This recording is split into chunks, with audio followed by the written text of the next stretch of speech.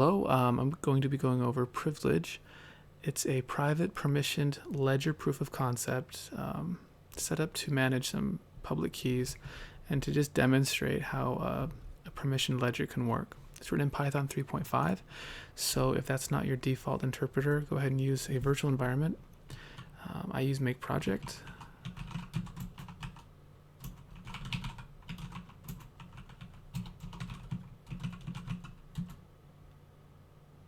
That keeps it simple and contained. And so now, as you can see, we are in the Privledge project, and I'm going to use GitHub to download the project.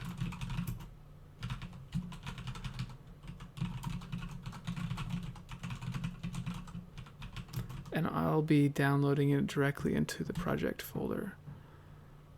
I use pip to install, and that'll go and get all the requirements that you might not have.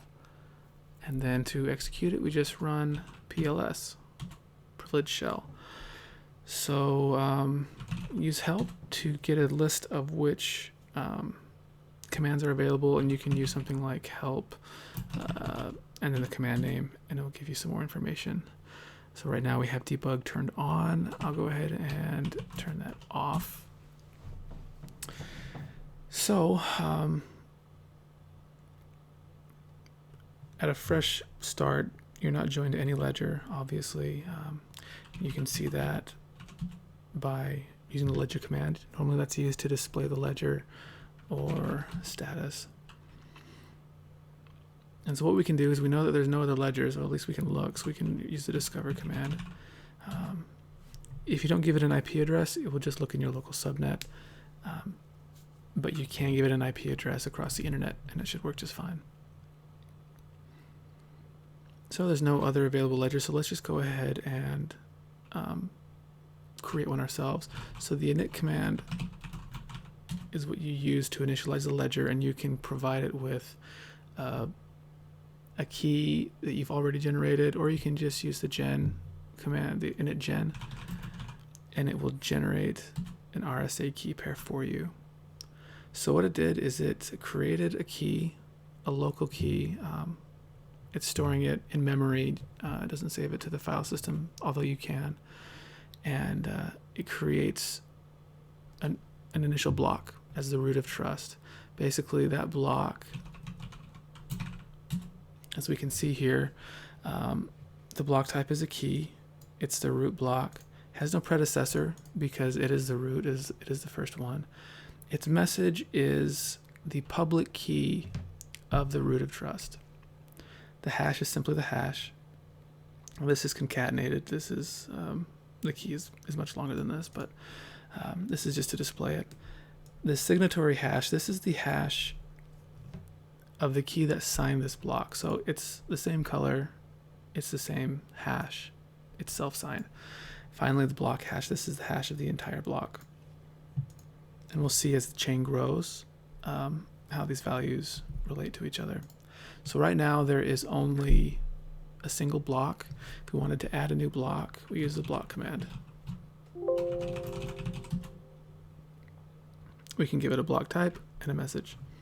So let's give it a block type of text. There's three. There's a key that allows you to add a key, revoke, which revokes that key from the blockchain. And text is basically a filler for anything else. So let's write a message to the blockchain. Use the command block, text, and what message should we put in? Hello world. That's pretty original, I know. So now we've written this block to the ledger hello world. And now if we print the ledger, we now see that there's two blocks. The root block, which is still the same, and the first block. By adding that block, it was automatically signed by my private key. And as you can see, the signatory hash for block 1 is the same as the signatory hash for the root block is the same as the message hash. So as we see, we can validate this block was signed by a key that has been accepted into the blockchain. Its predecessor also aligns with the block hash of the root block. So we can add a few more.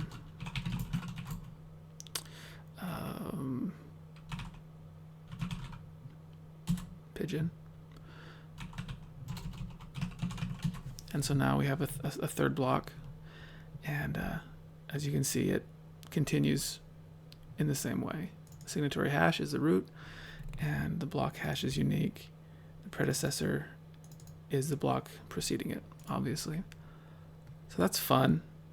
You know, playing with a single node has its limit. So let's go ahead and go to a second node, and we'll use the virtual environment privilege. Make sure that we're up to date.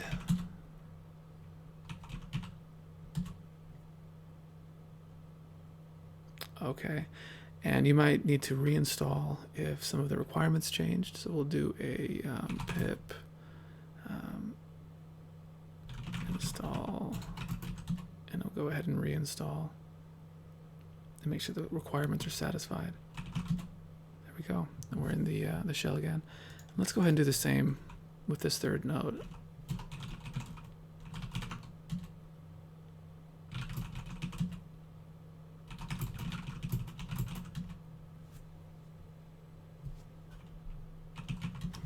So now we have 3 nodes. Node 1 is the root, or at least it is sharing its ledger. Now we could use this private key that we use to generate the root of trust. We could remove it from node 1.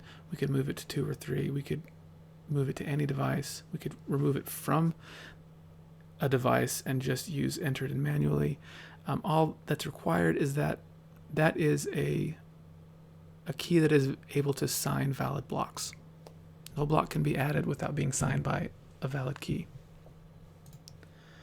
So let's go to node 2 and discover what ledgers are available. It finds our ledger and it presents it as the hash of the public key, as you can validate here. So this is the root hash, and if we want to join it, we join and then the ledger number that it found. And these are all debug messages that we can turn off. So it's joined itself to ledger, so we can say, we can query its status, and we are a member of that ledger with 1 peer. We can ask for this, detail the status, and we can see the root of trust. Or we can view the entire ledger. So the colors are different. They're randomly generated just to show the correlation between. So this hot pink value is pretty easy to identify between the different blocks, and that's the idea. They don't really mean anything significant except for that they're the same between different blocks.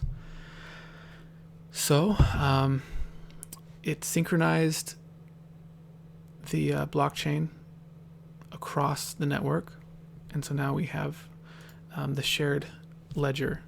So I'm in node 2. Node 2 is not an authorized. It can't add any blocks because it doesn't have the private key or a private key that can sign them. So if I want to add a block,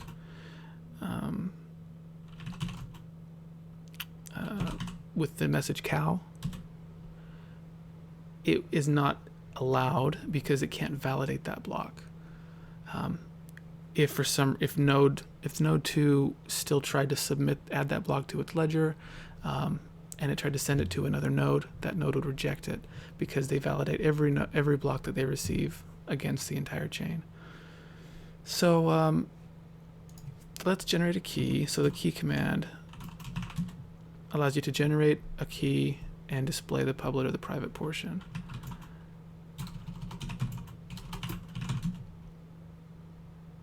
When I generate the key, it will print out the public portion in base 58 encoding, which I can copy. So I'm going to copy that key.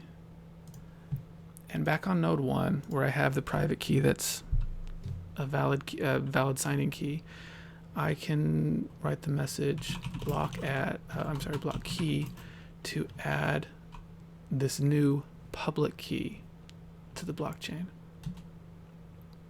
So it created the new block, and I can look at the ledger, and now block 3 has the public key that I generated on node 2. And if I look on node 2, I can see that I received this block from node 1. So now I can add a block to it. So let's try block text cow. And I was able to add the block to the ledger. And I can see, and as the ledger grows, the ledger command will hide some of the blocks.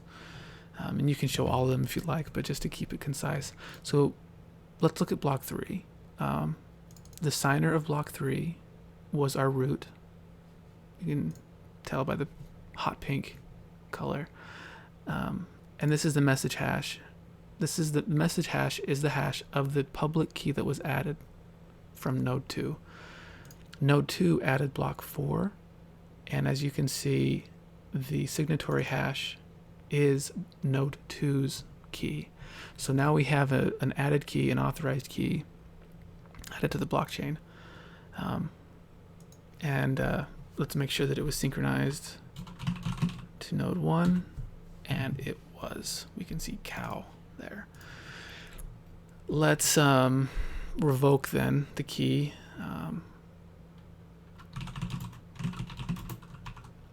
Node 2 has been adding frivolous blocks with the message of cow to the blockchain, so we want to revoke their privileges to write to it. So now with node 2, let's try writing a block, writing the graffiti, vandalizing the blockchain with the word pi. Could not add block. The block is not signed by an accepted key. So it's pretty simple. You can add a key, you can revoke it. Again, this is a proof of concept, so there's a lot more you could do with types of keys, permissions, what types of blocks different types of keys can write. But it's pretty straightforward. And we can see the revoke. So let's try to add node 3 to the mix. And it found a ledger with 2 members.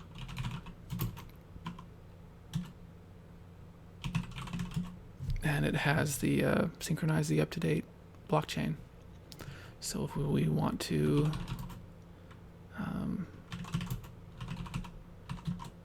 send a message, we don't have a private key. Let's generate one. And once we've generated one, if we try to add, it'll attempt to, but it won't be. It will try to validate the new block that it attempts to generate against the blockchain, and it will see that its public key has not been added as a key. So we'll go ahead and just demonstrate this key.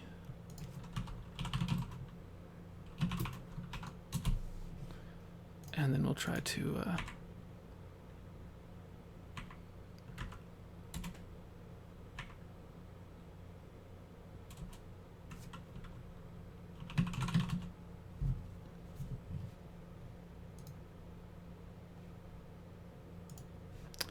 I must not have copied it. So let's look at the key public.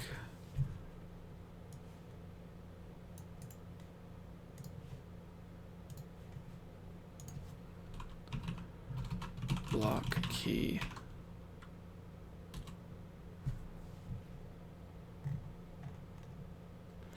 Yeah, I must have copied the wrong value or included a new line. But now that I've added that block, and this has debugging turned on still, so it's showing that when it synchronizes blocks from the other ledgers. But let's try to send a message by heading to the blockchain, and it worked. And the debugging is showing the the threads connecting.